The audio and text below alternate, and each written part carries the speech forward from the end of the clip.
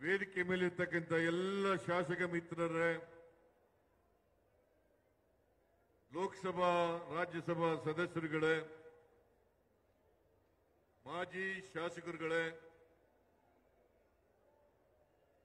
ಹಾಸನ ಜಿಲ್ಲಾ ಕಾಂಗ್ರೆಸ್ ಅಧ್ಯಕ್ಷರೇ, ಇತರ ಜಿಲ್ಲೆಗಳಿಂದ ಬಂದಿರತಕ್ಕಂಥ ಕಾಂಗ್ರೆಸ್ ಅಧ್ಯಕ್ಷರುಗಳೇ, ನಮ್ಮ ಪಕ್ಷದ ಎಲ್ಲ ಮುಖಂಡರುಗಳೇ,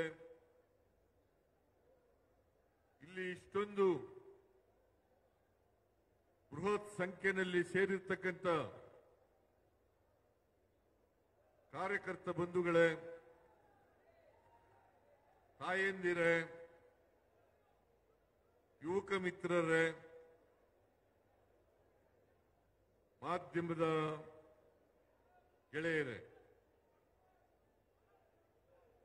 ನೀವು ಎಷ್ಟೊತ್ತು ಕೂತ್ಕೊಳ್ತೀವಿ ಅಂತೀರಿ ಅಷ್ಟೊತ್ತು ಮಾತಾಡ್ತೀನಿ ನಾನು. ಅರ್ಧ ಗಂಟೆ ಕೂತ್ಕೊಳ್ತೀರಾ, ಮುಕ್ಕಾಲು ಗಂಟೆ ಕೂತ್ಕೊಳ್ತೀರಾ, 1 ಗಂಟೆ ಕೂತ್ಕೊಳ್ತೀರಾ? ಕೂತ್ಕೊಳ್ಳಿ, ಯಾರು ಎದ್ದು ಹೋಗಬಾರದು. ಇದು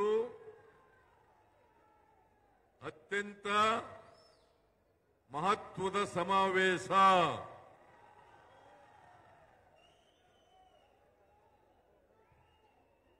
ಹಾಸನದಲ್ಲಿ ಮೊದಲನೇ ಬಾರಿಗೆ ಪ್ರದೇಶ ಕಾಂಗ್ರೆಸ್ ಸಮಿತಿ ಮತ್ತು ಸ್ವಾಭಿಮಾನಿಗಳ ಒಕ್ಕೂಟ ಇದರ ಜಂಟಿ ಆಶ್ರಯದಲ್ಲಿ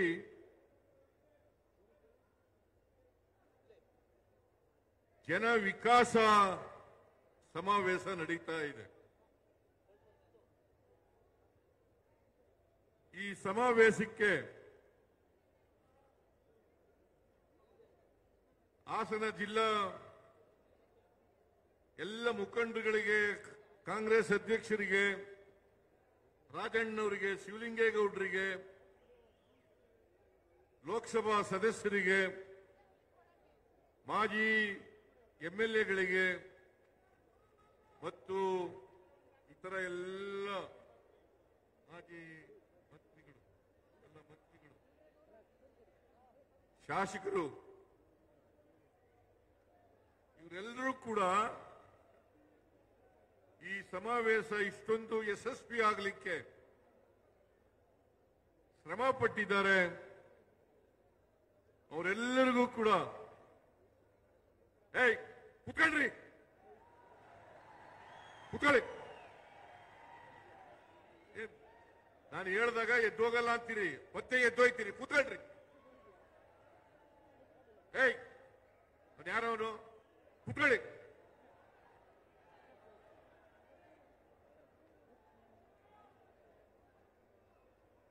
ನಾನು ಈ ಸಮಾವೇಶ ಯಶಸ್ವಿಯಾಗಲಿಕ್ಕೆ ದುಡಿದಿರ್ತಕ್ಕಂಥ ಎಲ್ಲ ಮಂತ್ರಿಗಳಿಗೆ, ಶಾಸಕ ಮಿತ್ರರಿಗೆ, ಪಕ್ಷದ ಮುಖಂಡರುಗಳಿಗೆ, ಲೋಕಸಭಾ ಸದಸ್ಯರಿಗೆ, ಮಾಜಿ ಶಾಸಕರುಗಳಿಗೆ ಎಲ್ಲರಿಗೂ ಕೂಡ ಸರ್ಕಾರದ ಪರವಾಗಿ ಮತ್ತು ಪಕ್ಷದ ಪರವಾಗಿ ಧನ್ಯವಾದಗಳನ್ನು ಹೇಳಲಿಕ್ಕೆ ಬಯಸ್ತಾ ಇದ್ದೇನೆ. ಬಹುಶಃ ನನ್ನ 40 ವರ್ಷಗಳ ರಾಜಕೀಯ ಜೀವನದಲ್ಲಿ ಹಾಸನ ಜಿಲ್ಲೆನಲ್ಲಿ ಇಷ್ಟೊಂದು ದೊಡ್ಡ ಸಮಾವೇಶ ಆಗಿರಲಿಲ್ಲ.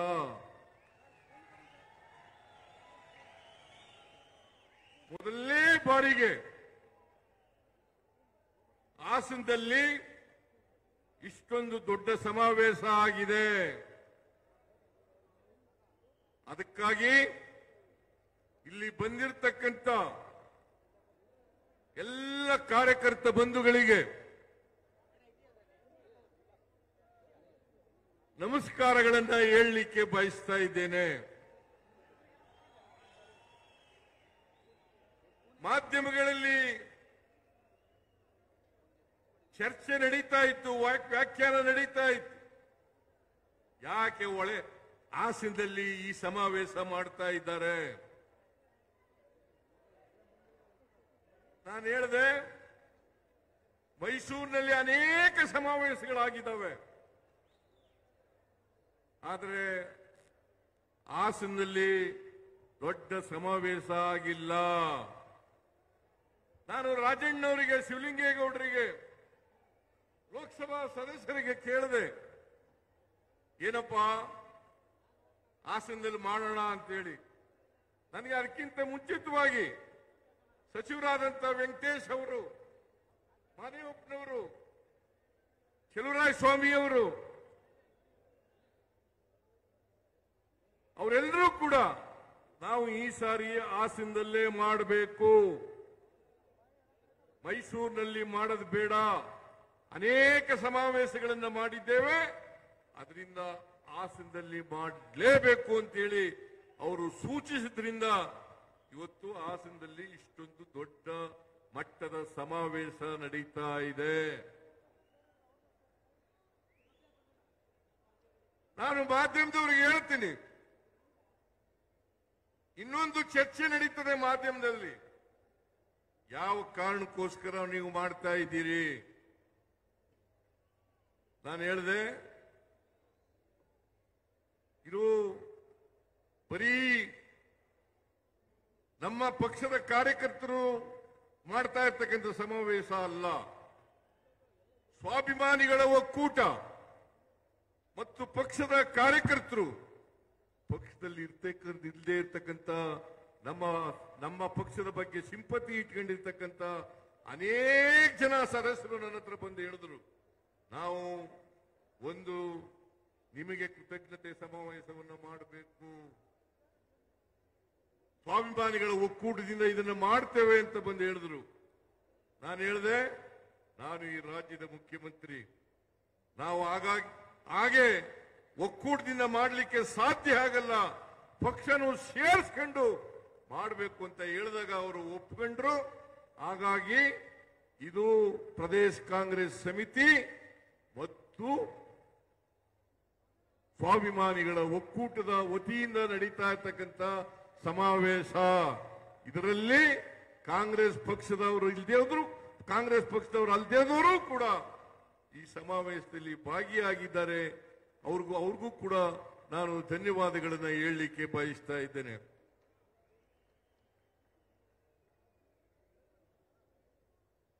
ರಾಜ್ಕುಮಾರ್ ಅವರು ಒಂದು ಮಾತು ಹೇಳ್ತಾ ಇದ್ರು, ಅದೇನಪ್ಪಾ ಅಂತಂದ್ರೆ ಅಭಿಮಾನಿ ದೇವರು ಅಂತ ಹೇಳ್ತಾ ಇದ್ರು. ಅಭಿಮಾನಿ ದೇವರು ನಮಗೆ ಮತದಾರ ಬಂಧುಗಳೇ ದೇವರು ಅಂತಕ್ಕಂಥ ಮಾತುಗಳನ್ನು ಹೇಳಲಿಕ್ಕೆ ಬಯಸ್ತಾ ಇದ್ದಾರೆ.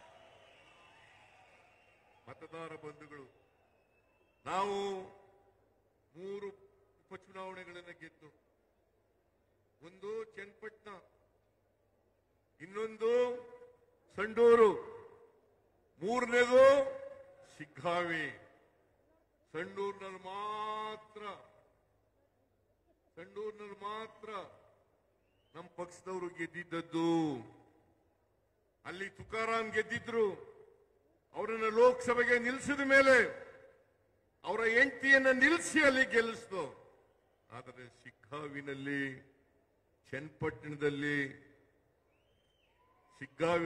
ಚನ್ನಪಟ್ಟಣದಲ್ಲಿ ನಾವು ಗೆದ್ದಿರಲಿಲ್ಲ. ಕಳೆದ ವಿಧಾನಸಭಾ ಚುನಾವಣೆಯಲ್ಲಿ ನಾವು ಗೆದ್ದಿರಲಿಲ್ಲ.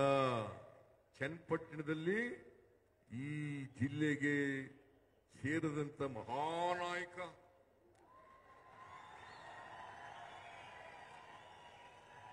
ಅವರ ಮೊಮ್ಮಗ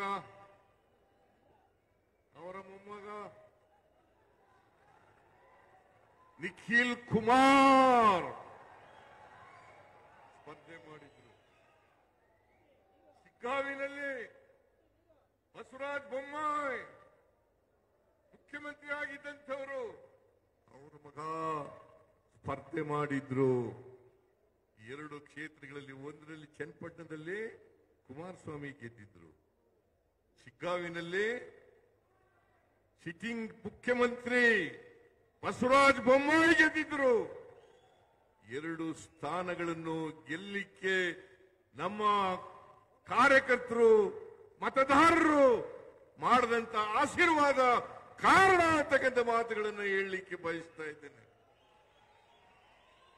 ಅದಕ್ಕಾಗಿ ಸ್ವಾಭಿಮಾನಿಗಳ ಒಕ್ಕೂಟದವರು ಹೇಳ್ತಾ ಇದ್ರು, ನಿಮಗೆ ನಿಮ್ಮ ಪಕ್ಷದ ಅಧ್ಯಕ್ಷರಾದಂತ ಡಿ ಕೆ ಶಿವಕುಮಾರ್ ಅವರಿಗೆ ಕೃತಜ್ಞತೆಗಳನ್ನು ನಾವು ಸಲ್ಲಿಸಬೇಕು, ಮತದಾರರಿಗೆ ಕೃತಜ್ಞತೆಗಳನ್ನು ಸಲ್ಲಿಸಬೇಕು ಅಂತ ಹೇಳಿದ್ರು.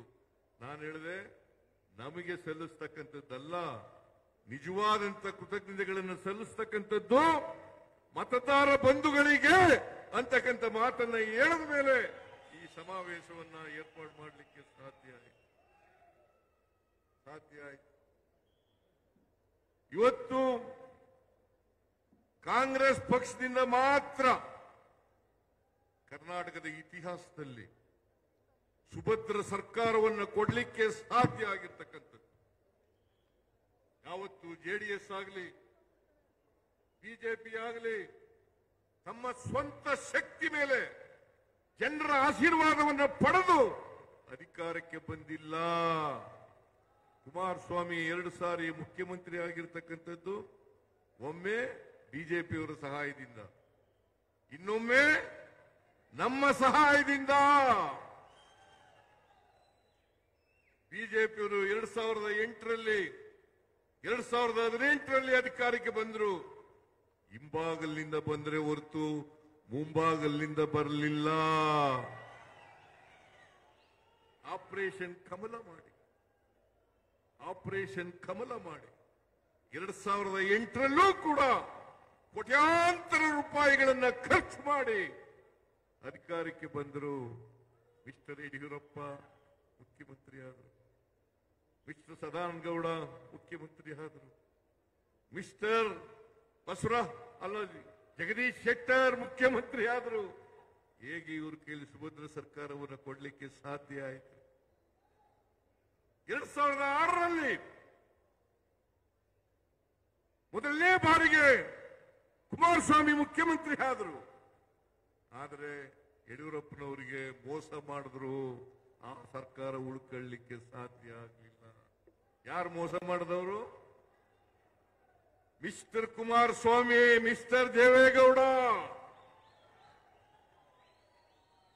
ಆ ಸರ್ಕಾರ ಉಳ್ಕೊಳ್ಳಿಲ್ಲ.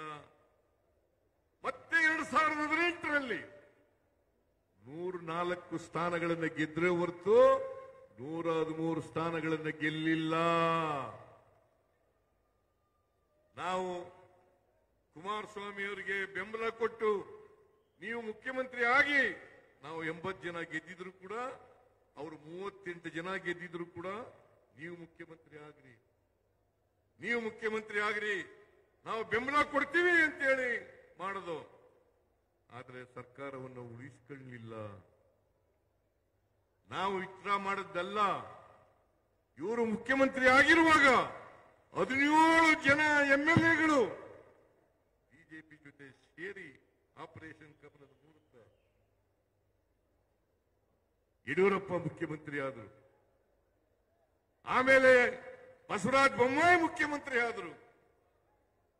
ಇವರು ಯಾವತ್ತಾರು ಕೂಡ ಜೆಡಿಎಸ್ ಆಗಲಿ ಬಿಜೆಪಿ ಆಗಲಿ ಸುಭದ್ರ ಸರ್ಕಾರ ಕೊಟ್ಟಿದ್ದಾರ? ನೀವು ಇತಿಹಾಸವನ್ನ, ಕರ್ನಾಟಕದ ಇತಿಹಾಸವನ್ನ ನೋಡಬೇಕು. ಕಾಂಗ್ರೆಸ್ ಪಕ್ಷ ಯಾವಾಗ ಅಧಿಕಾರಕ್ಕೆ ಬಂದಿದೆ ಎಲ್ಲ ಕಾಲದಲ್ಲೂ ಕೂಡ ಸುಭದ್ರ ಸರ್ಕಾರವನ್ನ ಕೊಟ್ಟಿದೆ. ನೀವು ಯೋಚನೆ ಮಾಡಿ, ಈಗ ಬಿಜೆಪಿಗೆ ಜೆಡಿಎಸ್ಗೆ ಬೆಂಬಲಿಸಬೇಕಾ? ಅಧಿಕಾರ ಕೊಡಬೇಕಾ? ಅವ್ರಿಗೆ ಕೊಡಬೇಕಾ? ಕೂತ್ಕೊಳ್ರಿ.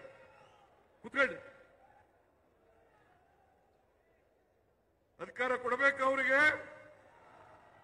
ಇವತ್ತೇನಾದ್ರೂ ಸುಭದ್ರ ಸರ್ಕಾರವನ್ನು ಕೊಡಲಿಕ್ಕೆ ಶಕ್ತಿ ಇರ್ತಕ್ಕಂಥದ್ದು ನಿಮ್ಮೆಲ್ಲರ ಆಶೀರ್ವಾದದಿಂದ ಕಾಂಗ್ರೆಸ್ ಪಕ್ಷಕ್ಕೆ ಹೊರತು ಬೇರೆ ಪಕ್ಷಕ್ಕೆ ಅಲ್ಲ ಅಂತಕ್ಕಂಥದನ್ನ ಹೇಳಲಿಕ್ಕೆ ಬಯಸ್ತಾ ಇದ್ದೇನೆ. ನಾವು 2013ರಿಂದ 2018ರವರೆಗೆ ಇದ್ದೆ. ಅನೇಕ ಅಭಿವೃದ್ಧಿ ಕೆಲಸಗಳನ್ನು ಮಾಡಿದ್ರು. ಅವತ್ತು ನಮ್ಮ ಪಕ್ಷದ ವತಿಯಿಂದ 165 ಭರವಸೆಗಳನ್ನು ಕೊಟ್ಟಿದ್ದು. ಆ 165 ಭರವಸೆಗಳಲ್ಲಿ 158 ಭರವಸೆಗಳನ್ನು ಈಡೇರಿಸಿತು ಇದೇ ಭಾರತೀಯ ಜನತಾ ಪಕ್ಷದವರು. 2018ರಲ್ಲಿ 600 ಭರವಸೆಗಳನ್ನು ಕೊಟ್ಟಿದ್ರು. ಅದರಲ್ಲಿ 10% ಭರವಸೆಗಳನ್ನು ಕೂಡ ಈಡೇರಿಸಲಿಕ್ಕೆ ಸಾಧ್ಯ ಆಗಲಿಲ್ಲ. ಕೊಟ್ಟ ಮಾತಿನಂತೆ ನಡ್ಕೊಂಡವರು ಕಾಂಗ್ರೆಸ್ನವರು, ಸುಭದ್ರ ಸರ್ಕಾರವನ್ನು ಕೊಟ್ಟವರು ಕಾಂಗ್ರೆಸ್ನವರು. ಇದನ್ನ ನೀವು ಅರ್ಥ ಮಾಡ್ಕೋಬೇಕಾಗ್ತದೆ. ಅನ್ನಭಾಗ್ಯ, ಕ್ಷೀರಭಾಗ್ಯ, ಕೃಷಿ ಭಾಗ್ಯ, ಇವತ್ತು ಬಹಳ ಮಾತಾಡ್ತಾರೆ. ಬಿಪಿಎಲ್ ಕಾರ್ಡ್ ಬಗ್ಗೆ ಬಹಳ ಮಾತಾಡ್ತಾರೆ. ಭಾರತೀಯ ಜನತಾ ಪಕ್ಷದವರು, ಜೆಡಿಎಸ್ನವರು ಬಿಪಿಎಲ್ ಕಾರ್ಡ್ ಬಗ್ಗೆ ಬಹಳ ಮಾತಾಡ್ತಾರೆ. ರಾಜ್ಯ ಸರ್ಕಾರ ಬಿಪಿಎಲ್ ಕಾರ್ಡ್ ಕೊಟ್ಟಿದ್ದು ವಾಪಸ್ ಕಿತ್ಕೊಂಡ್ಬಿಡ್ತದೆ, ಬಡವರಿಗೆ ಅನ್ನ ಕೊಡ್ತಾ ಇಲ್ಲ ಅಂತಕ್ಕಂಥ ಮಾತನ್ನು ಹೇಳ್ತೇನೆ. ನಾನು ಭಾರತೀಯ ಜನತಾ ಪಕ್ಷದವರಿಗೆ, ಜೆಡಿಎಸ್ನವರಿಗೆ ಒಂದು ಪ್ರಶ್ನೆಯನ್ನು ಕೇಳ್ತೀನಿ. 5 ಕೆಜಿ ಅಕ್ಕಿಯನ್ನು ಫ್ರೀಯಾಗಿ ಕೊಟ್ಟವರು ಯಾರು? ಫುಡ್ ಸೆಕ್ಯೂರಿಟಿ ಆಕ್ಟ್ ಅನ್ನ ಜಾರಿಗೆ ತಂದವರು ಯಾರು? ಬಿಜೆಪಿಯವರ, ಜೆಡಿಎಸ್ನವರ? ಕೂತ್ಕೊಳ್ಳಿ, ಅದು ಎದ್ದೋಗಿ ಎತ್ತಗೆ.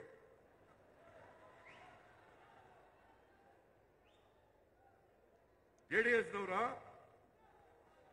5 ಕೆಜಿ ಅಕ್ಕಿಯನ್ನು ಫ್ರೀಯಾಗಿ ಯಾರೂ ಕೂಡ ಬಡವರು ಹಸ್ಕೊಂಡು ಮಲಗಬಾರದು, ಕರ್ನಾಟಕ ರಾಜ್ಯ ಶಿವಮುಕ್ತ ರಾಜ್ಯ ಆಗಬೇಕು ಅಂತೇಳಿ 5 ಕೆಜಿ ಅಕ್ಕಿಯನ್ನು ಫ್ರೀಯಾಗಿ ಕೊಟ್ಟವರು ನಮ್ಮ ಸರ್ಕಾರ, ಬಿಜೆಪಿ ಸರ್ಕಾರ ಅಲ್ಲ. 5ರಿಂದ 7 ಕೆಜಿ ಅಕ್ಕಿಯನ್ನ ಬಡವರಿಗೆ ಕೊಡ್ತಕ್ಕಂಥ ತೀರ್ಮಾನವನ್ನು ಮಾಡಿದವರು ಕಾಂಗ್ರೆಸ್ ಸರ್ಕಾರ. ಮಿಸ್ಟರ್ ಅಶೋಕ, ಮಿಸ್ಟರ್ ಯಡಿಯೂರಪ್ಪ, ಯಾರ್ರೀ ಕೊಟ್ಟವರು? 7 ಕೆಜಿಯಿಂದ 5 ಕೆಜಿ ಮಾಡಿದವರು ಯಾರು? 7 ಕೆಜಿಯಿಂದ 5 ಕೆಜಿ ಮಾಡಿದವರು ಯಾರು? ಬಡವರ ಹೊಟ್ಟೆ ಮೇಲೆ ಹೊಡಿತಕ್ಕಂಥವರು ಬಿಜೆಪಿಯವರು, ಜೆಡಿಎಸ್ನವರೇ ಹೊರತು ಕಾಂಗ್ರೆಸ್ನವರಲ್ಲ. ಇವತ್ತು ನಾವು ಮತ್ತೆ ಅಧಿಕಾರಕ್ಕೆ ಬಂದಿದ್ದೇವೆ. 5 ಕೆಜಿ ಅಕ್ಕಿ ಜೊತೆಗೆ ಯಾರವನು ಹೋರಾಟಗೆ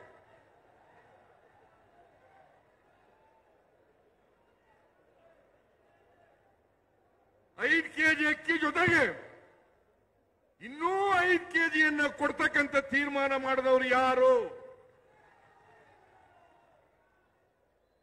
ನಿಮಗೆ ನಾಚಿಕೆ ಆಗಲ್ಲ?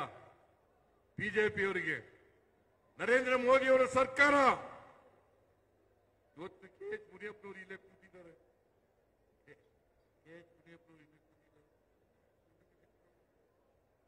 ಒಂದು ಕೆಜಿ ಅಕ್ಕಿಗೆ 34 ರೂಪಾಯಿ ಕೊಡ್ತೀವಿ.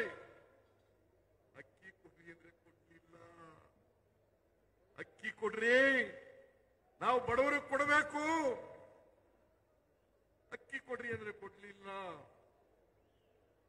ನಾವು ಅದಕ್ಕೋಸ್ಕರ 5 ಕೆಜಿ ಅಕ್ಕಿಗೆ ಬದಲಾಗಿ ಪ್ರತಿ ಬಿಪಿಎಲ್ ಕಾರ್ಡ್ ಹೋಲ್ಡರ್ಗೆ ತಿಂಗಳಿಗೆ 170 ರೂಪಾಯಿಯನ್ನು ಕೊಡ್ತಾ ಇದ್ದೀವಿ.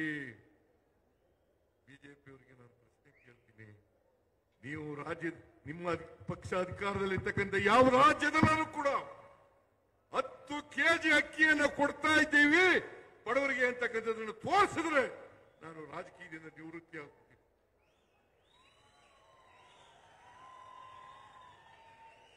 ನಮಗೆ ಹೇಳ್ತೀರಾ ಬಿಜೆಪಿಯವರು? ನಮಗೆ ಹೇಳ್ತೀರಾ 10 ಕೆಜಿ ಅಕ್ಕಿಯನ್ನ ಇಡೀ ದೇಶದಲ್ಲಿ ಬಡವರಿಗೆ ಕೊಡ್ತಾ ಇರ್ತಕ್ಕಂಥದ್ದು, ಬಿಪಿಎಲ್ ಕಾರ್ಡ್ ಓನರ್ಗೆ ಕೊಡ್ತಾ ಇರ್ತಕ್ಕಂಥದ್ದು ಅದು ಕರ್ನಾಟಕದಲ್ಲಿ ಇರ್ತಕ್ಕಂಥ ಕಾಂಗ್ರೆಸ್ ಸರ್ಕಾರವೇ ಹೊರತು ಬೇರೆ ಯಾವುದೇ ಸರ್ಕಾರ ಅಲ್ಲ. ಬಿಜೆಪಿಯವರಿಗೆ, ಜೆಡಿಎಸ್ನವರಿಗೆ ಬಡವರ ಬಗ್ಗೆ ಮಾತಾಡಲಿಕ್ಕೆ ಯಾವ ನೈತಿಕ ಹಕ್ಕಿದೆ? ಯಾವ ನೈತಿಕ ಹಕ್ಕಿದೆ? 5 ಗ್ಯಾರಂಟಿ ಯೋಜನೆಗಳನ್ನು ಘೋಷಣೆ ಮಾಡತಕ್ಕಂಥ 5 ಗ್ಯಾರಂಟಿ ಯೋಜನೆಗಳನ್ನು ಘೋಷಣೆ ಮಾಡೋದು. ಇವತ್ತು 5 ಗ್ಯಾರಂಟಿ ಯೋಜನೆಗಳನ್ನು ಜಾರಿ ಕೊಟ್ಟಿದ್ದೀವಿ. ಆ ಗ್ಯಾರಂಟಿ ಯೋಜನೆಗಳಿಗೆ 56,000 ಕೋಟಿ ರೂಪಾಯಿಗಳನ್ನು ಖರ್ಚು ಮಾಡ್ತಾ ಇದ್ದೀವಿ. ಶಕ್ತಿ ಯೋಜನೆ, ಅನ್ನಭಾಗ್ಯ, ಗೃಹಲಕ್ಷ್ಮಿ, ಗೃಹ ಜ್ಯೋತಿ, ಯುವ ನಿಧಿ, ನರೇಂದ್ರ ಮೋದಿ ಅವರು ಆದಿಯಾಗಿ ಕೂತ್ಕೊಳ್ಳಿ, ನರೇಂದ್ರ ಮೋದಿ ಅವರು ಆದಿಯಾಗಿ ಹೇಳಿದ್ರು ಈ 5 ಗ್ಯಾರಂಟಿಗಳನ್ನ ಕಾಂಗ್ರೆಸ್ ಸರ್ಕಾರ ಕರ್ನಾಟಕದಲ್ಲಿ ಜಾರಿ ಮಾಡಲಿಕ್ಕೆ ಸಾಧ್ಯ ಇಲ್ಲ. ಇದನ್ನು ಜಾರಿ ಮಾಡಿದ್ರೆ ಒಕ್ಕಸ ಖಾಲಿ ಆಗ್ಬಿಡ್ತದೆ, ಅಭಿವೃದ್ಧಿ ಕೆಲಸಗಳಿಗೆ ದುಡ್ಡಿಲ್ಲ. ರೀತಿಯಾಗಿ ಅವಿರೋಧ ಅವರು ಎಲ್ಲ ಗ್ಯಾರಂಟಿ ಯೋಜನೆಗಳನ್ನು ವಿರೋಧ ಮಾಡಿದ್ರು. ಅವರು ನೇರವಾಗಿ ಗ್ಯಾರಂಟಿ ಯೋಜನೆಗಳನ್ನ ವಿರೋಧ ಮಾಡಿದ್ರೆ ಹೊರತು ಅವರು ಆಕ್ಚುಲಿ ಬಡವರ ವಿರೋಧಿಗಳು. ಗ್ಯಾರಂಟಿ ಯೋಜನೆಗಳನ್ನು ವಿರೋಧ ಮಾಡೋದು ಅಂತಂದ್ರೆ ಬಡವರಿಗೆ ವಿರೋಧ ಮಾಡೋದು, ಬಡವರಿಗೆ ಕೊಡ್ತಕ್ಕಂಥ ಕಾರ್ಯಕ್ರಮಗಳನ್ನ ವಿರೋಧ ಮಾಡೋದು. ಈಗ ಇನ್ನೊಂದು ವರ್ಷ ಶುರು ಮಾಡಿದ್ದಾರೆ. ನಮಗೆ ಸರಿಯಾಗಿ ದುಡ್ಡು ಕೊಡ್ತಾ ಇಲ್ಲ, ನಮ್ಮ ತೆರಿಗೆ ಹಂಚಿಕೆಯಲ್ಲಿ ಸರಿಯಾಗಿ ನ್ಯಾಯಯುತವಾಗಿ ನಮಗೆ ಸೇರಬೇಕಾದಂತ ಪಾಲನ್ನ ಕೊಡ್ತಾ ಇಲ್ಲ. ಸೆಂಟ್ರಲಿ ಸ್ಪಾನ್ಸರ್ ಸ್ಕೀಮ್ ನಲ್ಲಿ ಕಡಿಮೆ ಮಾಡಿದ್ದಾರೆ.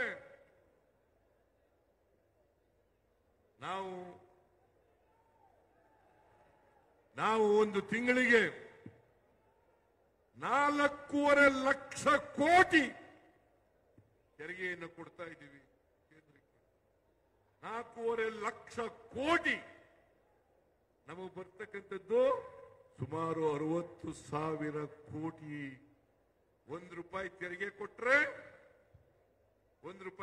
ಕೊಟ್ರೆ ನಮಗೆ ವಾಪಸ್ ಬರ್ತಕ್ಕಂಥದ್ದು 13-14 ಪೈಸೆ ಮಾತ್ರ.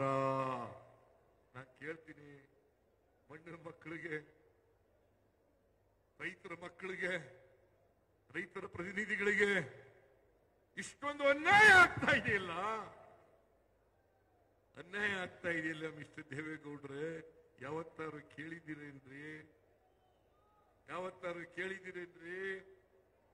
ಕುಮಾರಸ್ವಾಮಿ ಮಂತ್ರಿ ಆಗಿದ್ದೀಯಲ್ಲಪ್ಪ, ಯಾವತ್ತಾರು ಕೇಳಿದ್ದೀಯ?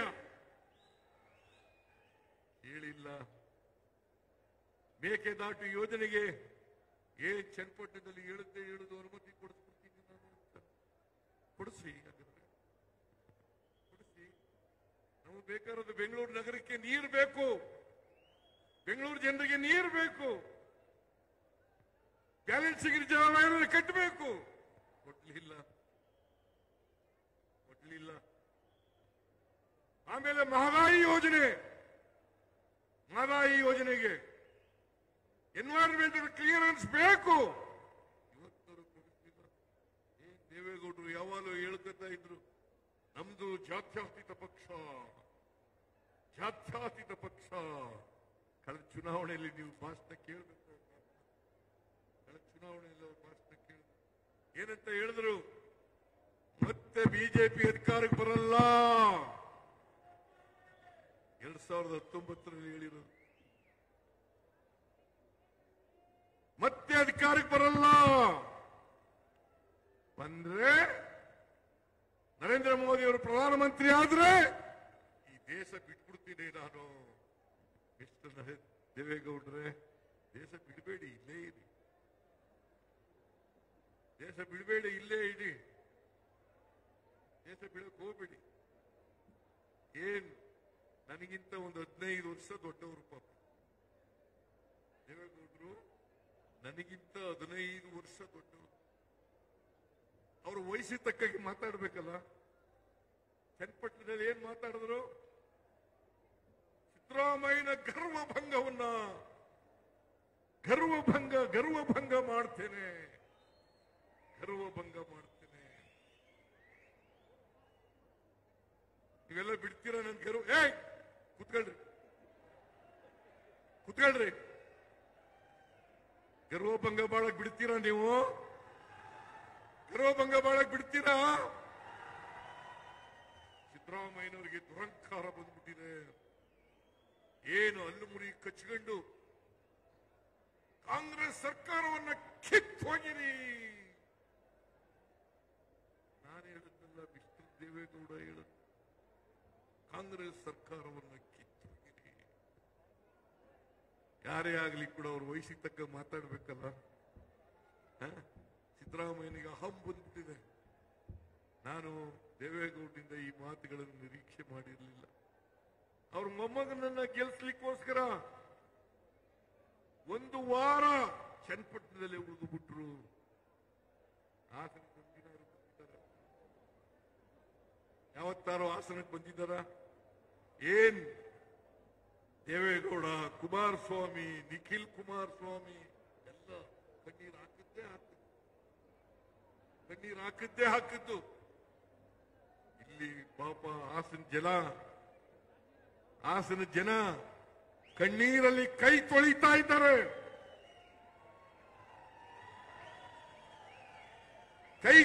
ಇದ್ದಾರೆ. ಎಲ್ಲ ಮಹಿಳೆಯರು ಇವತ್ತು ಆತಂಕದಲ್ಲಿದ್ದಾರೆ. ಇಲ್ಲಿ ಬಂದು ಒಂದಿನ ಕಣ್ಣೀರು ಹಾಕ್ಬೇಕಾಗಿತ್ತಲ್ಲ ಮಿಸ್ಟರ್ ದೇವೇಗೌಡರೇ? ಇಲ್ಲಿ ಬಂದು ಒಂದಿನ ಹಾಕ್ಬೇಕಾಗಿತ್ತಲ್ಲ? ಏನ್ ಕರ್ನಾಟಕಕ್ಕೆ ಅನ್ಯಾಯ ಆಗ್ಲಿಕ್ಕೆ ಬಿಡಲ್ಲ. ಇವತ್ತು ನಬಾರ್ಡ್ ಹೋದ ವರ್ಷ ರೈತರ ಮಗ ಅಂತ ಹೇಳ್ತಿದ್ದೀನಿ.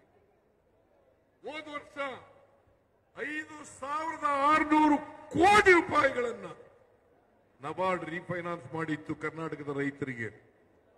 ಈ ವರ್ಷ ಅದು 2,340 ಕೋಟಿ ರೂಪಾಯಿ ಆಗಿದೆ. ಮಣ್ಣಿನ ಮಗ, ರೈತರ ಮಗ ಕುಮಾರಸ್ವಾಮಿ ಕಣ್ಣೀರು ಹಾಕ್ತಾ ಇದ್ದೀರಲ್ಲಪ್ಪ. ಇದು ರೈತರಿಗೋಸ್ಕರ ಕಣ್ಣೀರು ಹಾಕ್ಬೇಕೋ ಬೇಡ? ರೈತರಿಗೋಸ್ಕರ ಕಣ್ಣೀರು ಹಾಕ್ಬೇಕೋ ಬೇಡ? ಒಂದು ದಿನ ಕಣ್ಣೀರು ಹಾಕ್ಲಿಲ್ಲ, ಒಂದಿನ ಕೇಳಲಿಲ್ಲ, ಪಾರ್ಲಿಮೆಂಟ್ ನಲ್ಲಿ ಮಾತಾಡಲಿಲ್ಲ.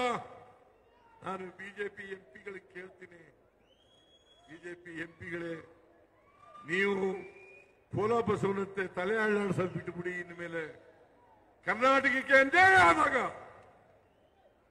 ಅನ್ಯಾಯ ಆಗ್ತಾ ಇದೆ ಬಿಜೆಪಿ ಸರ್ಕಾರದಿಂದ ಅಂತೇಳಿ ಎದ್ದು ನಿಲ್ತಕ್ಕಂಥ ಕೆಲಸವನ್ನ ನೀವು ಮಾಡಬೇಕಾಗ್ತದೆ. ಕರ್ನಾಟಕದ ಪರವಾಗಿ ಧ್ವನಿ ಎತ್ತಕ್ಕಂಥ ಕೆಲಸವನ್ನು ಮಾಡಬೇಕಾಗ್ತದೆ. ನೀವು ಮಾಡಲಿಲ್ಲ ಅಂತಂದ್ರೆ ಕರ್ನಾಟಕಕ್ಕೆ ಅನ್ಯಾಯ ಆಗ್ತದೆ. ಇವತ್ತು 58% ಕಳೆದ ವರ್ಷಕ್ಕೆ ಹೋಲಿಕೆ ಮಾಡಿದ್ರೆ ಈ ವರ್ಷ ನಬಾರ್ಡ್ನಿಂದ ನಾವು ಬರ್ತಕ್ಕಂಥ ಹಣ 58% ಕಡಿಮೆ ಆಯಿತು. 58% ಕಡಿಮೆ ಆಯಿತು. 4.5% ನಬಾರ್ಡ್ ಕೊಡ್ತದೆ. ನಾವು ರೈತರಿಗೆ 5 ಲಕ್ಷದವರೆಗೆ ಶಾರ್ಟ್ ಟರ್ಮ್ ಲೋನ್ಗೆ 0% ಇಂಟ್ರೆಸ್ಟ್, 4% ತಕೊಂಡು 0% ಇಂಟ್ರೆಸ್ಟ್ ಕೊಡ್ತಾ ಇದ್ದೀವಿ. 5 ರಿಂದ 15 ಲಕ್ಷದವರೆಗೆ ಕೇವಲ 3% ಬಡ್ಡಿಯನ್ನು ವಸೂಲು ಮಾಡ್ತಾ ಇದ್ದೀವಿ. ನೀವು ದುಡ್ಡು ಕೊಡದೆ ಹೋದ್ರೆ, ನಬಾರ್ಡ್ ಅವರು ದುಡ್ಡು ಕೊಡದೆ ಹೋದ್ರೆ, ನಬಾರ್ಡ್ ಬರೋದು ಯಾರ ಅಧೀನದಲ್ಲಿ? ಕೇಂದ್ರ ಸರ್ಕಾರದ ಹಣಕಾಸಿನ ಮಂತ್ರಿ ನಿರ್ಮಲಾ ಸೀತಾರಾಮನ್, ನಾನು ಹೋಗಿ ಅವರನ್ನು ಭೇಟಿ ಮಾಡಿದೆ, ಪ್ರಧಾನಮಂತ್ರಿಗಳನ್ನು ಭೇಟಿ ಮಾಡಿದೆ, ಮನವಿಯನ್ನು ಕೊಟ್ಟಿದ್ದೇನೆ. ನಬಾರ್ಡ್ನವ್ರಿಗೆ ಹೇಳಿ, RBIನವ್ರಿಗೆ ಹೇಳಿ, ನಮಗೆ ಕೊಡಿಸ್ಕೊಡಿ. 5,600 ಕೋಟಿ ರೂಪಾಯಿ ಕನಿಷ್ಠ, ನಾವು ಇನ್ನೂ ಹೆಚ್ಚಾಗಿ ಕೇಳಿದ್ದೀವಿ. 5,600 ಕೋಟಿನಾದ್ರೂ ಕೂಡ ಹೋದ್ ಸಾರಿ ಕೊಟ್ಟಿದ್ದಂತ ಹಣವನ್ನಾದ್ರೂ ಕೊಡಿಸಿ. ಕೊಡ್ಲಿಲ್ಲ. ದೇವೇಗೌಡರು ಇವತ್ತವರಿಗೆ ಬಾಯಿ ಬಿಟ್ಟಿಲ್ಲ. ಇದು ರೈತರಿಗೆ ಮಾಡ್ತಕ್ಕಂಥದ್ದು ಅನ್ಯಾಯ ಅಲ್ವಾ? ರೈತರಿಗೆ ಮಾಡ್ತಕ್ಕಂಥ ದ್ರೋಹ ಅಲ್ವಾ? ಇದನ್ನ ಕೇಳಿದ್ರೆ ನಾವು ಭಾರತೀಯ ಜನತಾ ಪಕ್ಷಕ್ಕೆ ಅಟ್ಯಾಕ್ ಮಾಡ್ತೀವಿ, JDSಗೆ ಅಟ್ಯಾಕ್ ಮಾಡ್ತೀವಿ. ಸಿದ್ದರಾಮಯ್ಯ ವಿನಾಕಾರಣ ಬಿಜೆಪಿಗೆ JDSಗೆ ಟೀಕೆ ಮಾಡ್ತಾರೆ. ಇದು ಟೀಕೆ ಅಲ್ಲ, ನಮ್ಮ ಕರ್ನಾಟಕಕ್ಕೆ ಆಗ್ತಕ್ಕಂಥ ಅನ್ಯಾಯವನ್ನ ಸರಿಪಡಿಸಿ ನಮ್ಮ ಲೋಕಸಭಾ ಸದಸ್ಯರಿಗೂ ಕೂಡ ಹೇಳ್ತೀನಿ, ಬಿಜೆಪಿ ಲೋಕಸಭಾ ಸದಸ್ಯರಿಗೂ ಹೇಳ್ತೀನಿ, JDS ಲೋಕಸಭಾ ಸದಸ್ಯರಿಗೂ ಹೇಳ್ತೀನಿ, ನೀವೆಲ್ಲರೂ ಸೇರಿ ಕರ್ನಾಟಕಕ್ಕೆ ಆಗಿರ್ತಕ್ಕಂಥ ಅನ್ಯಾಯವನ್ನ ಸರಿಪಡಿಸಿ. ದೇವೇಗೌಡರು ಯಾವತ್ತೂ ಕೂಡ ಯಾರನ್ನು ಬೆಳೆಸಲಿಕ್ಕೆ ಇಷ್ಟಪಡಲ್ಲ. ಬೇರೆಯವರು ಇರಲಿ, ಒಕ್ಕಲಿಗರನ್ನೇ ಬೆಳೆಸಕ್ಕೆ ಇಷ್ಟಪಡಲ್ಲ. ಚಂದ್ರೇಗೌಡನ್ ಬೆಳೆಸಿದ್ರ, ಪುಟ್ಟಸ್ವಾಮಿ ಗೌಡನ್ ಬೆಳೆಸಿದ್ರ, ಬೈರೇಗೌಡನ್ ಬೆಳೆಸಿದ್ರ, ಬಚ್ಚೇಗೌಡರು ಬೆಳೆಸಿದ್ರ, ಕೃಷ್ಣಪ್ಪನ್ SD ಕೃಷ್ಣಪ್ಪನ್ ಬೆಳೆಸಿದ್ರ, ನಾಗೇಗೌಡರು ಬೆಳೆಸಿದ್ರ, ಬಚ್ಚೇಗೌಡರನ್ನು ಬೆಳೆಸಿದ್ರ, ವೈಕೆರಾಮಯ್ಯನ್ ಬೆಳೆಸಿದ್ರ? ಯಾರು ಬೆಳೆಸಿಲ್ಲ. BL ಶಂಕರ್ ಅವ್ರ ಮನೆ ಮಗನ ತರ ಇದ್ದ, ಅವನಿಗೇನೆ ಬೆಳೆಸಲಿಲ್ಲ. ವೈಕೆರಾಮಯ್ಯ ಅವ್ರ ಮನೆ ಮಗನ ತರ ಇದ್ದ, ಅವನನ್ನು ಬೆಳೆಸಲಿಲ್ಲ. ಯಾರನ್ನು ಬೆಳೆಸಿದ್ರಿ? ಅದಕ್ಕೆ SD ಕೃಷ್ಣಪ್ಪನವರು ಒಂದ್ ಕಡೆ ಹೇಳಿದ್ರು, 2010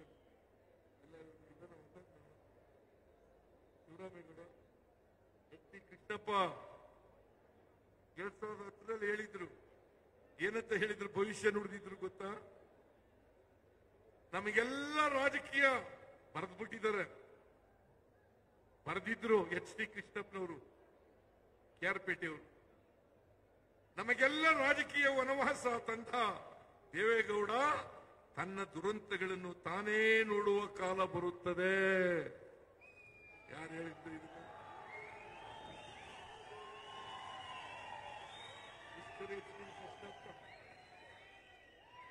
ಮಿಸ್ಟರ್ HD ಕೃಷ್ಣಪ್ಪ ಈಗ ಅವರು ಕಾಲವಾಗಿದ್ದಾರೆ. Senior leader, Vokkaliga leader. ನಾನು ಹೇಳಿದ್ರೆ ಸಿದ್ದರಾಮಯ್ಯ ಒಕ್ಕಲಿಗರ ವಿರುದ್ಧ ಮಾತಾಡ್ಬಿಟ್ಟ ಅಂತೇಳಿ ಎತ್ತು ಕಟ್ಟಿದ್ದಾರೆ. ಆದ್ರೆ HD ಕೃಷ್ಣಪ್ಪ ಹೇಳಿರೋದು ಇದು. ಅವರು ಪಕ್ಕಾ ಒಕ್ಕಲಿಗ. ಅವ್ರು ಹೇಳಿರೋದು, ದೇವೇಗೌಡ್ರೆ ನೀವು ಯಾರನ್ನು ಬೆಳೆಸಿದ್ದೀರಿ ಹೇಳಿಯಪ್ಪ, ಯಾರನ್ನು ಬೆಳೆಸಿದ್ದೀರಿ ಹೇಳಿ. ಅದಕ್ಕೆ ನಾನು ಹೇಳಿದೆ, ಚನ್ನಪಟ್ಟಣದಲ್ಲಿ ಹೇಳಿದೆ, ದೇವೇಗೌಡ ಯಾವಾಗಲೂ ಹೇಳ್ತಾರೆ ಸಿದ್ದರಾಮಯ್ಯನನ್ನ ನಾನು ಹಣಕಾಸಿನ ಮಂತ್ರಿ ಮಾಡಿದೆ, ಹಾಗಾಗಿ ಅವರು ಬೆಳಕಂಡ್ರು. ನಾನು ಕೇಳ್ತೀನಿ ಮಿಸ್ಟರ್ ದೇವೇಗೌಡ್ರೆ, ನಾನು ಜಾಲಪ್ಪನವರು ಇಲ್ಲದೆ ಹೋಗಿದ್ರೆ 1994ರಲ್ಲಿ ನೀವು ಮುಖ್ಯಮಂತ್ರಿ ಆಗ್ಲಿಕ್ಕೆ ಸಾಧ್ಯನೇ ಇರ್ಲಿಲ್ಲ ಅಂತಕ್ಕಂಥ ಮಾತುಗಳನ್ನ ಹೇಳ್ಬೇಕಾಗ್ತದೆ. ಮತ್ತೆ ಯಾವತ್ತಾರು ಹೇಳ್ಬೇಕಲ್ಲ, ನಾನು ಜಾಲಪ್ಪನವರು ಇಲ್ಲದೆ ಹೋಗಿದ್ರೆ 1994ರಲ್ಲಿ ಮುಖ್ಯಮಂತ್ರಿ ಆಗ್ಲಿಕ್ಕೆ ಸಾಧ್ಯ ಆಗ್ತಾ ಇಲ್ಲ. ನಾನು ಜಾಲಪ್ಪನವರು ಇವ್ರ ಜೊತೆ ನಿಂತದ್ರಿಂದ ರಾಮಕೃಷ್ಣ ಹೆಗಡೆಯವರು ಮುಖ್ಯಮಂತ್ರಿ ಆಗ್ಬಿಡ್ತಿದ್ರು ಇಲ್ಲದೆ ಹೋಗಿದ್ರೆ. ರಾಮಕೃಷ್ಣ ಹೆಗ್ಡೆಯವರನ್ನು ತಪ್ಪಿಸಿ ಇವರನ್ನು ಮುಖ್ಯಮಂತ್ರಿ ಮಾಡಿದೆ. ಸಿದ್ದರಾಮಯ್ಯನ ಬೆಳೆಸಿದೆ, ಹಣಕಾಸು ಮಂತ್ರಿ ಮಾಡಿದೆ.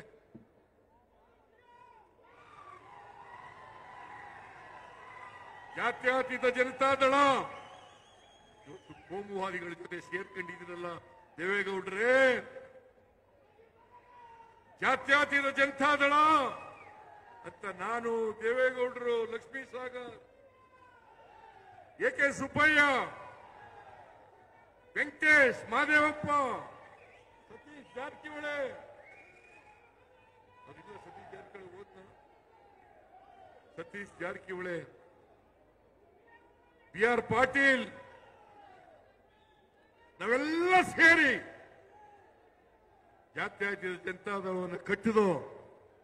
ನನ್ನನ್ನೇ ಎಕ್ಸ್ಪೆಲ್ ಮಾಡಿಬಿಟ್ರು ಪಾರ್ಟಿಯಿಂದ. ಅಹಿಂದ ಸಮಾವೇಶ ಮಾಡದೆ ಅನ್ನೋ ಒಂದೇ ಒಂದು ಕಾರಣಕ್ಕೆ ಹುಬ್ಬಳ್ಳಿನಲ್ಲಿ ನನ್ನನ್ನು ಪಕ್ಷದಿಂದ ಎಕ್ಸ್ಪೆಲ್ ಮಾಡಿಬಿಟ್ರು. ಮಾಧ್ಯಮದವರಿಗೆ ನಾನು ಮನವಿ ಮಾಡ್ಕೊಳ್ತೇನೆ, ದಯಮಾಡಿ ನಾನು ಪಕ್ಷ ಬಿಡ್ಲಿಲ್ಲ, ನನ್ನನ್ನ ಎಕ್ಸ್ಪೆಲ್ ಮಾಡಿದ್ರು, ಪಕ್ಷದಿಂದ ಎಕ್ಸ್ಪೆಲ್ ಮಾಡಿದ್ರು. ದೇವೇಗೌಡರು ನಾನು ಬೆಳೆಸಲಿಲ್ಲ, ದೇವೇಗೌಡರನ್ನ ಮುಖ್ಯಮಂತ್ರಿ ಮಾಡಿದವರು ನಾವು.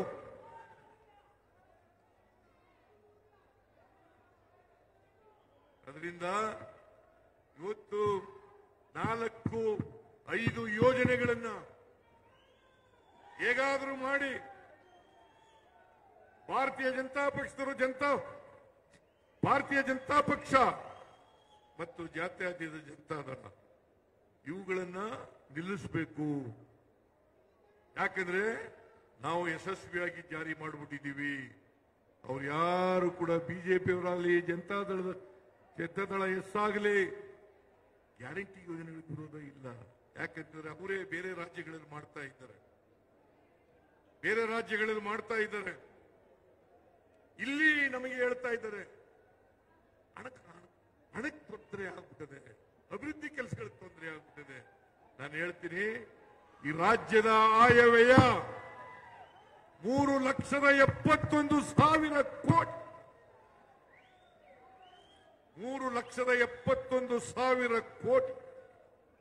ಅದರಲ್ಲಿ 1,20,000 ಕೋಟಿ ರೂಪಾಯಿಗಳನ್ನ ಅಭಿವೃದ್ಧಿಗೋಸ್ಕರ ಇಟ್ಟಿದ್ದೇವೆ. 56,000 ಕೋಟಿ ಗ್ಯಾರಂಟಿ ಯೋಜನೆಗಳಿಗೆ ಖರ್ಚು ಮಾಡ್ತೀವಿ. ಇನ್ನು 64,000 ಕೋಟಿ ಅಭಿವೃದ್ಧಿ ಕೆಲಸಗಳಿಗೆ ಖರ್ಚು ಮಾಡ್ತೀವಿ.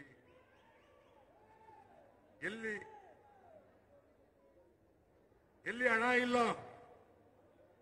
ಇವರು ನೆಪ, ಹಣ ಇಲ್ಲ. ಕೇಂದ್ರದಿಂದ ನಮ್ಮ ತೆರಿಗೆಯನ್ನು ಕೊಡತಕ್ಕಂಥದ್ರಲ್ಲಿ ಅನ್ಯಾಯ, ಕೇಂದ್ರ ಪುರಸ್ಕೃತ ಯೋಜನೆಗಳಲ್ಲಿ ಅನ್ಯಾಯ, ನಬಾರ್ಡ್ನಲ್ಲಿ ಅನ್ಯಾಯ. ಆ ಮೂಲಕ ಗ್ಯಾರಂಟಿ ಯೋಜನೆಗಳನ್ನು ಜಾರಿ ಕೊಡಬಾರದು. ಯಾಕಂತಂದ್ರೆ ನಾವು ಬಡವರಿಗೆ ಆರ್ಥಿಕವಾಗಿ ಸಾಮಾಜಿಕವಾಗಿ ಶಕ್ತಿಯನ್ನು ತುಂಬಿದ್ರೆ ಬಡವರು ಇವ್ರ ಮಾತು ಕೇಳಲ್ಲ. ಬಡವರು ಯಾರು ಇವ್ರ ಮಾತು ಕೇಳಲ್ಲ. ನಾನು ಅದಕ್ಕೆ ಹೇಳಿದ್ದೀನಿ, ಯಾವ ಕಾರಣಕ್ಕೂ ಕೂಡ ಗ್ಯಾರಂಟಿ ಯೋಜನೆಗಳನ್ನು ನಿಲ್ಲಿಸಲ್ಲ.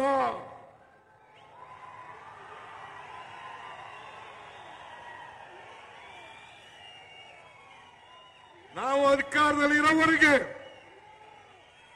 2028 ಮೇವರೆಗೆ ಗ್ಯಾರಂಟಿ ಯೋಜನೆಗಳು ಇರ್ತವೆ.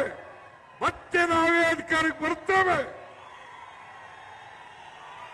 ಗ್ಯಾರಂಟಿ ಯೋಜನೆಗಳನ್ನು ಮುಂದುವರಿಸ್ತೇವೆ. ಈಗ ಹಾಸನ ಜಿಲ್ಲೆಯಲ್ಲಿ ಶಿವಲಿಂಗೇಗೌಡ ಒಬ್ಬನೇ ಗೆದ್ದಿರೋದು. ಈ ಸಾರಿ ಕಳೆದ ಲೋಕಸಭಾ ಚುನಾವಣೆಯಲ್ಲಿ ನಾವು ಗೆದ್ದಿದ್ದೇವೆ. ನನಗನ್ಸುತ್ತೆ ಹಾಸನ ಜಿಲ್ಲೆಯಲ್ಲಿ 7 ವಿಧಾನಸಭಾ ಕ್ಷೇತ್ರಗಳಿದ್ದಾವೆ.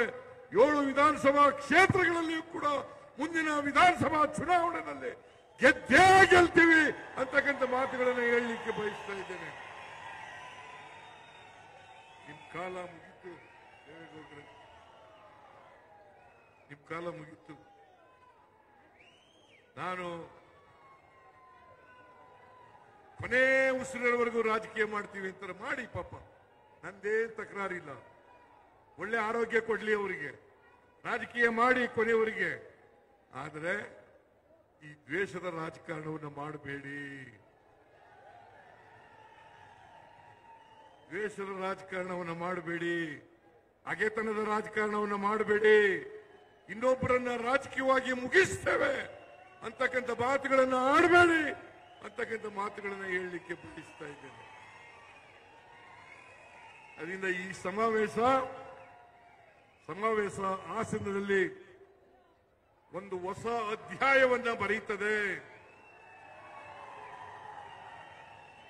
ಹೊಸ ಅಧ್ಯಾಯವನ್ನು ಬರೀತದೆ. ಮುಂದಿನ ಚುನಾವಣೆಯಲ್ಲಿ, ಮುಂದಿನ ವಿಧಾನಸಭಾ ಚುನಾವಣೆಯಲ್ಲಿ ನಾವು ಎಲ್ಲ ಸ್ಥಾನಗಳನ್ನು ಗೆಲ್ತೀವಿ, ಲೋಕಸಭಾ ಸ್ಥಾನಗಳನ್ನು ಗೆಲ್ಲಿಸ್ತೀವಿ. ಕಾಂಗ್ರೆಸ್ ಪಕ್ಷ ಇಡೀ ದೇಶದಲ್ಲಿ ಬಲಿಷ್ಠವಾಗಿದೆ, ಇಡೀ ದೇಶದಲ್ಲಿ ಬಲಿಷ್ಠವಾಗಿದೆ. ಅಲ್ಲದೆ ಹೋಗಿದ್ರೆ ನಾವು ಮೂರು ಉಪಚುನಾವಣೆಗಳಲ್ಲಿ ಮೂರನ್ನೂ ಗೆಲ್ಲಲಿಕ್ಕೆ ಸಾಧ್ಯ ಆಗ್ತಿರಲಿಲ್ಲ.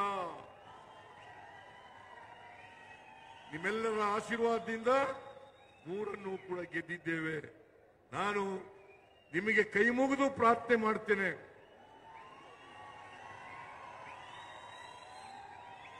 ಕಾಂಗ್ರೆಸ್ ಪಕ್ಷ ಮಾತ್ರ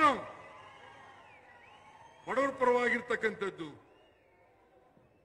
ಹಿಂದುಳಿದವರ ಪರವಾಗಿರ್ತಕ್ಕಂಥದ್ದು, ದಲಿತರ ಪರವಾಗಿರ್ತಕ್ಕಂಥದ್ದು, ಮಹಿಳೆಯರ ಪರವಾಗಿರ್ತಕ್ಕಂಥದ್ದು, ರೈತರ ಪರವಾಗಿರ್ತಕ್ಕಂಥದ್ದು, ಆದಿವಾಸಿಗಳ ಪರವಾಗಿರ್ತಕ್ಕಂಥದ್ದು, ಮತ್ತೆ ಕಾರ್ಮಿಕರ ಪರವಾಗಿರ್ತಕ್ಕಂಥದ್ದು, ಸಾಮಾಜಿಕ ನ್ಯಾಯದಲ್ಲಿ ನಂಬಿಕೆ ಇಟ್ಕೊಂಡಿರ್ತಕ್ಕಂಥ ಪಕ್ಷ ಕಾಂಗ್ರೆಸ್ ಪಕ್ಷ. ಯಾವತ್ತೂ ಕೂಡ ಬಿಜೆಪಿ ಆಗಲಿ ಜೆಡಿಎಸ್ ಆಗಲಿ ಸಾಮಾಜಿಕ ನ್ಯಾಯದಲ್ಲಿ ನಂಬಿಕೆ ಇಲ್ಲ. ಅದರಿಂದ ಬಿಜೆಪಿ ಜೆಡಿಎಸ್ನವರ ಮಾತುಗಳನ್ನ ಕೇಳಕ್ ಹೋಗ್ಬೇಡಿ. ದಾರಿ ತಪ್ಪಿಸ್ತಕ್ಕಂಥ ಕೆಲಸವನ್ನ ಮಾಡ್ತಾರೆ, ದಾರಿ ತಪ್ಪಿಸ್ತಕ್ಕಂಥ ಕೆಲಸವನ್ನ ಮಾಡ್ತಾರೆ. ನನಗೆ ವಿಶ್ವಾಸ ಇದೆ, ಬಡವರು, ದಲಿತರು, ಹಿಂದುಳಿದವರು, ಅಲ್ಪಸಂಖ್ಯಾತರು, ರೈತರು, ಮಹಿಳೆಯರು ಎಲ್ಲರೂ ಕೂಡ ಬಿಜೆಪಿ ಬಗ್ಗೆ ಜೆಡಿಎಸ್ ಬಗ್ಗೆ ಅರ್ಥ ಮಾಡ್ಕೊಂಡಿದ್ದಾರೆ. ಬಿಜೆಪಿ ಯಾವತ್ತೂ ಕೂಡ ಬಡವರ ಪರವಾಗಿರ್ತಕ್ಕಂಥ ಪಕ್ಷ ಅಲ್ಲ, ಜೆಡಿಎಸ್ ಬಡವರ ಪರವಾಗಿರ್ತಕ್ಕಂಥ ಪಕ್ಷ ಅಲ್ಲ. ದೇವೇಗೌಡರಿಗೆ ಕೊನೆ ಮಾತು ಹೇಳ್ತೀನಿ, ನೀವು ಕೋಮುವಾದಿಗಳ ಜೊತೆ ಸೇರ್ಕೊಂಡು ಜಾತ್ಯತೀತ ಜನತಾದಳ ಜಾತ್ಯತೀತ ಅಂತ ಇಟ್ಕೊಳ್ಳಿಕ್ಕೆ ಯಾವುದೇ ನೈತಿಕ ಹಕ್ಕಿಲ್ಲ ನಿಮಗೆ ಅಂತಕ್ಕಂಥ ಮಾತುಗಳನ್ನ ಹೇಳಿ ಇವತ್ತು ಇಷ್ಟೊಂದು ದೊಡ್ಡ ಸಂಖ್ಯೆಯಲ್ಲಿ ಬಂದಿರತಕ್ಕಂಥ ಎಲ್ಲ ಜನರಿಗೆ ಕೃತಜ್ಞತೆಗಳನ್ನು ಹೇಳಿ ನನ್ನ ಮಾತನ್ನು ಮುಗಿಸ್ತೇನೆ. ಜೈ ಹಿಂದ್, ಜೈ ಕರ್ನಾಟಕ, ಜೈ ಕಾಂಗ್ರೆಸ್.